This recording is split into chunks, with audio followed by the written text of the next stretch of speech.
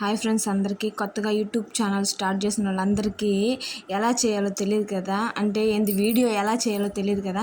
అందుకని చెప్పి నాకు తెలియదు. ఫస్ట్ ట్రై అనేది చేస్తున్నాను.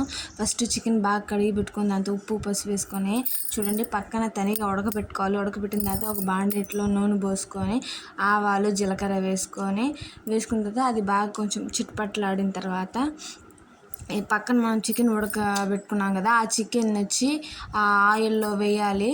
వేసిన తర్వాత కొంచెం కూడా వాటర్ అనేది ఉండకూడదు. చూడండి నేను ఎలా వేస్తున్నానో అలా చేయాలన్నమాట. ఈ చికెన్ వేపుడు అనేది మామూలుగా మనం రెగ్యులర్గా చేసుకున్నట్లుగా కొంచెం డిఫరెంట్గా ఉంటుంది. కాబట్టి అందుకే నేను ఈ వీడియో యూట్యూబ్ ఛానల్ స్టార్ట్ చేసినాక 2-3 సార్లు చేశాను, బాగుంది. కాబట్టే ఇప్పుడు యూట్యూబ్లో పెడుతున్నాను. అది మీరు కూడా తెలుసుకుంటారు. అండ్ ఇలా చేస్తే ఇంకొంచెం డిఫరెంట్గా బాగుంటుందని చెప్తున్నాను. చూసారా, వాటర్ అనేది నేను సపరేట్గా పెట్టేశాను. అట్ట వాటర్ ఒక్క రవ్వ కూడా లేకుండా బాగా కలబెట్టుకొని ఆ ఆయిల్లో కొంచెం ఫ్రై చేసుకోవాలన్నమాట.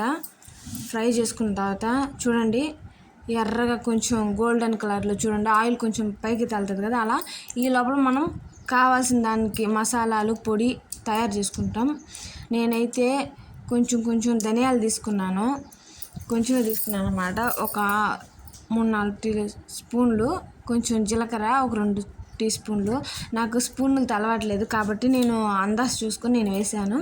తర్వాత ఒక 10 దాకా ఎండుమిరపకాయలు వేసుకోవాలి. వేసుకున్న తర్వాత ఇది బాగా మిక్సీ పట్టుకోవాలి.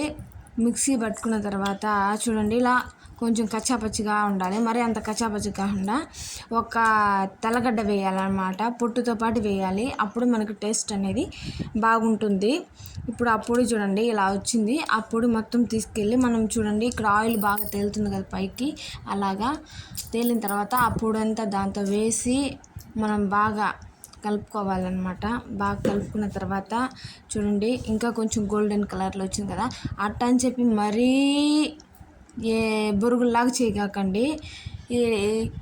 తర్వాత కొంచెం కరివేపాకు వేసుకోండి. వేసుకున్న తర్వాతనే దించగాకండి. మెయిన్ పాయింట్ ఏంటంటే మనం వేసుకున్న తర్వాత దించకండి. బాగా చూడండి మళ్ళీ ఆయిల్ పైకి రావాలి.